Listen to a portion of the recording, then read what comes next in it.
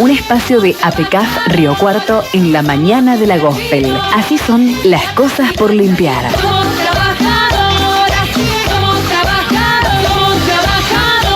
En el espacio de APECAF, la Asociación del Personal de Casas de Familia, recibimos a la doctora Claudia Ortellano, que es la abogada que asesora a la asociación. Un gusto, doctora, gracias por venir. Hola, buenos días, ¿cómo están? Y por su predisposición en este día de descanso. Sí. Muy amable, muy amable. Bueno, hay un amplio espectro de temas por abordar y hay muchas situaciones que están ligadas con el no respeto de los derechos que tienen las trabajadoras de casa de familia. En líneas generales, son sometidas a situaciones de vulneración de sus derechos, más allá de podemos ir puntuales, o se las respeta. Bueno, en general, luego de la sanción de la ley, la reglamentación, el régimen específico que tiene el trabajo de las empleadas de casas particulares, se ha mitigado en parte esta situación, pero en general es un sector muy vulnerable, no solamente por la cuestión que se genera el vínculo entre el empleador y la empleada dentro del domicilio particular, que es un ámbito tan privado y donde lo que sucede dentro de la casa es muy difícil también de probar a la hora de poder hacer una denuncia o una manifestación respecto de lo que le puede llegar a suceder, porque están solas dentro de un domicilio particular, entonces claro, no es fácil. No tienen testigos a su favor, nunca. No, y las cámaras son siempre del empleador, claro, así que no es fácil. Las usan para ver si ellas cometen algún delito, sí, pero no... Sí, que no denuncian en muchos casos, porque también esa es una excusa. Me robó, pero no la denuncié, simplemente lo hago para despedirla o hacerla sentir mal, o bueno, hay de todo, ¿no? Hay empleadores muy buenos, no es que uno es todo negativo, pero sí, en general es medio complicado. Bueno, ¿y cuáles son las principales circunstancias que ustedes registran como derechos vulnerados de las empleadas de casa de familia? Los principales derechos, como lo más importante, es el tema del salario. El salario siempre está muy retraído, más en la época en la que vivimos y en la situación en la que se encuentra la empleada doméstica, que es una persona que depende de un salario de otra persona también, porque si tenemos en cuenta que son empleadas de empleados, no es fácil. Sí, sí. Es decir, no es lo mismo. Lo primero que no se respeta es el salario. Claro, sí, es difícil. Pero también hay una cuestión de consenso y que por miedo a quedarse sin trabajo acepto determinados importes que no son los correctos o por los que tenemos que pelear todos los días. Pero ese temor instalado, doctora, es producto de que la realidad marca que si una empleada de casa de familia reclama por lo que le corresponde, ¿la terminan despidiendo? Por lo menos la ven diferente, ya no es lo mismo. Y la presión porque lo que yo siempre hago hincapié, o por lo menos lo que vemos desde el sindicato, es el vínculo emocional que existe entre la empleada y el empleador. No te digo las empleadas que van poco tiempo o que tienen poco trayecto dentro de una casa, pero hay empleadas que tienen 10, 5, 15 años dentro de un domicilio. Le han criado los hijos, el perro, todo. Entonces, es tanto el vínculo que se genera con la familia. Pero eso debiera ser incluso motivo de un reconocimiento adicional. Sí. No todos lo hacen. No al contrario, sino de un temor de la trabajadora de perder su empleo. Sí. Por la cuestión de la vulneración, de la situación en la que se encuentra la empleada doméstica. Ahora hemos avanzado mucho, las chicas hoy en día están mucho más informadas, tienen sus herramientas, porque también eso, la falta de información genera temor. Es decir, yo no sé qué tengo que reclamar y si lo que reclamo está bien, porque creo que la palabra de mi empleador y él sabe más que yo. Y no es siempre así. Entonces, nosotras desde APECAF hacemos este trabajo que es sumamente importante y por eso siempre invitamos a que se acerquen, que es la información es una herramienta fundamental para que ellas se manejen siempre con la seguridad de que no están reclamando nada que no les corresponde. Hasta cuando tienen un problema personal y no pueden ir a trabajar, y sí, yo le llevé el certificado médico, pero me dijo que vaya lo mismo. Pero si tenés el certificado. Entonces, hay cuestiones muy difíciles de tratar por la cuestión personal, pero que de a poco todos van a ir entendiendo que la empleada doméstica, que la empleada de casa particular es una empleada más. Es lo mismo que el que atiende el kiosco, el que atiende el supermercado. El día que se asuma eso, ¿no? Tal cual. Que se asuma eso, me parece que va a haber un cambio sustancial. Y en el plano de lo que habitualmente sucede en todos los trabajos, los accidentes laborales, ¿también hay dificultades de que sean reconocidos como tales? Y sí, es muy difícil. Es muy difícil también por el tipo de trabajo que tienen, que en muchos casos tienen varios trabajos. En muchos casos no están registradas. Entonces, al no estar registradas no cuentan con una aseguradora que las cubra. En ese caso hay que reclamarle al empleador, pero ¿cómo le voy a reclamar al empleador si estoy en negro o no estoy registrada? Entonces es complicado, pero con la información ellas logran comprender que en realidad no le están haciendo un reclamo al empleador cuando están registradas. El reclamo es a la ART, es un seguro, es como cuando se choca el auto, como para decirlo de una forma burda.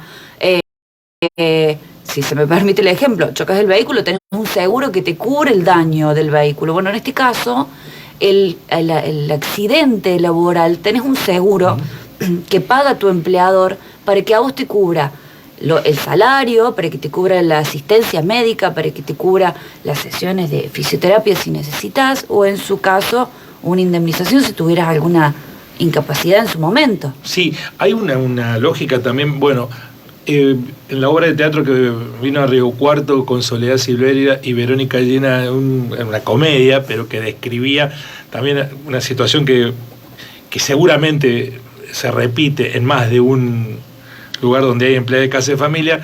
La protagonista de la obra, Verónica Llena, tenía una empleada que le había atropellado un colectivo y estaba internada en un hospital, y ella llamaba al hospital y decía, ¿pero cuándo va a venir? No, y se la atropelló un colectivo. Bueno, pero tiene que limpiar. Tal cual. Es la idea de que vos tenés que venir igual. Estés enferma, te atropelló un colectivo, te partió un rayo, pero tenés que venir igual. El ejemplo más burdo lo tuvimos a nivel general cuando fue la pandemia, cuando se cerró todo en el ASPO, donde no podíamos circular ninguno de nosotros, nos teníamos que quedar en casa. Bueno, la empleada doméstica tenía que ir a limpiarle la casa a la señora. A ver, esto no es una cuestión de perspectiva, pero es... La empleadora no comprendía que no le iban a ir a limpiar la casa. No te digo los que tenían que ir a cuidar niños en los supuestos particulares establecidos como esenciales. Pero en los otros casos, que eran tareas generales, no podían ir. Pero estaba prohibido circular. Hemos pasado por 1000 cosas y vos no podés. Les decía, o venís o te despido. Y tenemos mensajes, tuvimos 1000 reclamos. Ni hablar de admitir las licencias por enfermedad, digamos. No, la licencia por enfermedad en muy pocos casos, sí, con un certificado médico. Lo que pasa es que yo por ahí creo que también el empleador tiene falta de información, que cuando la empleada doméstica tiene una enfermedad laboral o profesional o un accidente de trabajo, es la RT la que le va a pagar el salario. Sí, yo creo que no tengo información, pero me parece que opera el prejuicio de decir, yo no me puedo quedar sin la persona que me limpia, me voy a tener que limpiar yo. Claro, pero podés buscar a otra de forma temporal mientras tu empleada está de licencia. Es así. Hay personas que tienen que tener una licencia por un mes, supongamos, porque tuvo un accidente. Bueno, es lo mismo que cualquier otro empleado. Los primeros 10 días paga el empleador y los próximos paga la RT con un reembolso. Doctora, esto está consagrado para las personas que están registradas. ¿Las no registradas tienen los mismos derechos? Los derechos los tienen todos. El problema es que no se puede exigir de forma fehaciente, es decir, directa. Tenés que hacer un reclamo. No es que si no está registrada, ¿cómo haces? Es lo mismo que le pasa al empleador. Si la trabajadora no está registrada y no le puede exigir que llegue a horario, ¿por qué no la tenés registrada? Es así.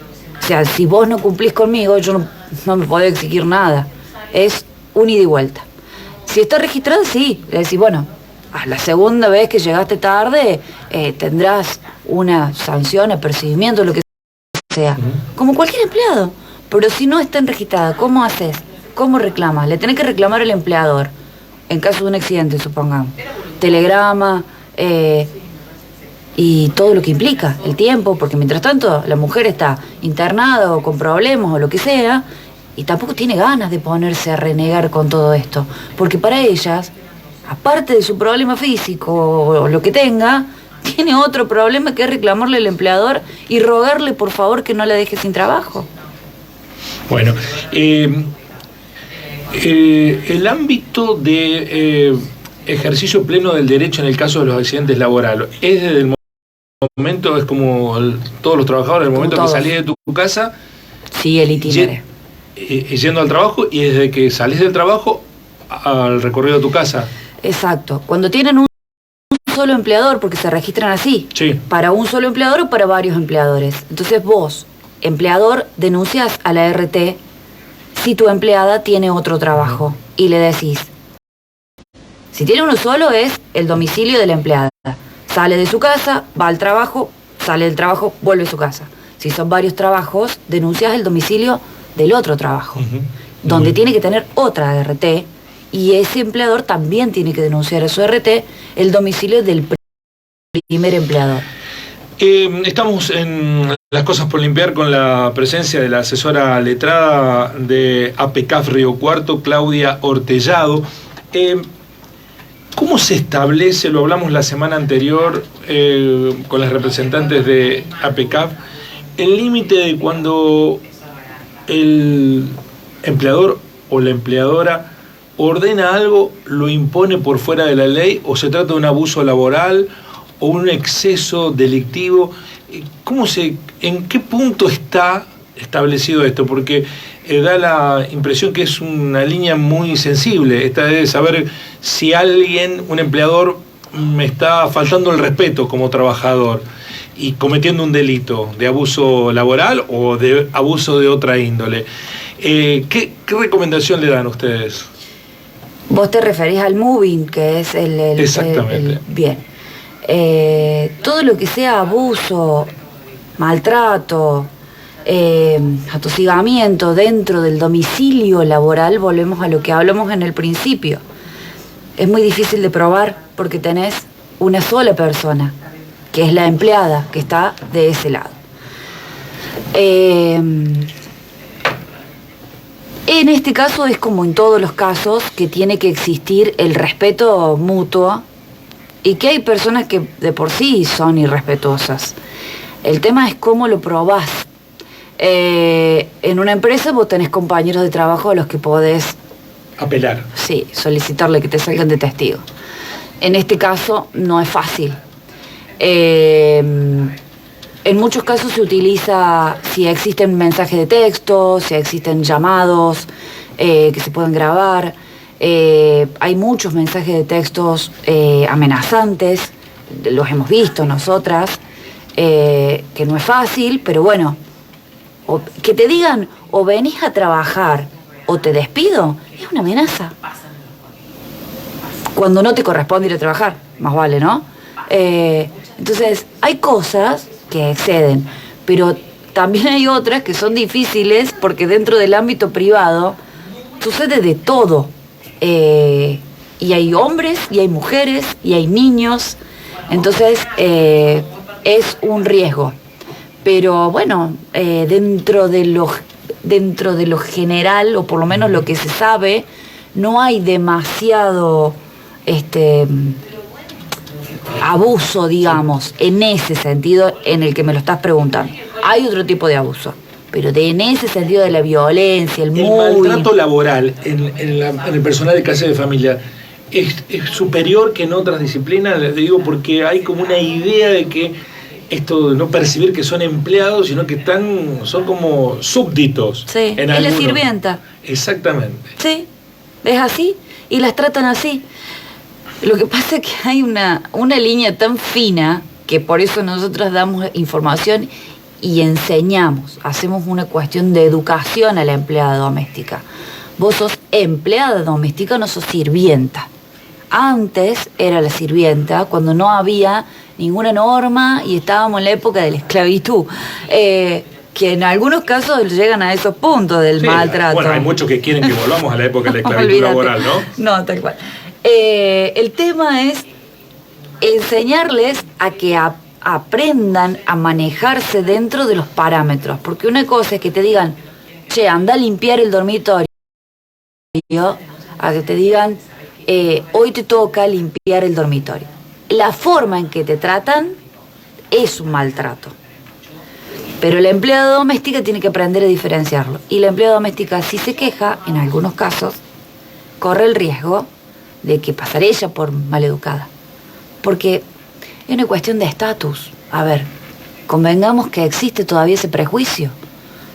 Es un prejuicio, pero existe. Uno está por encima del otro y se sienten así. El que maltrata se siente por encima del otro. Está claro. En los domicilios. Necesita sentirse por encima del otro. Claro, es una cuestión personal. Sí. Más vale.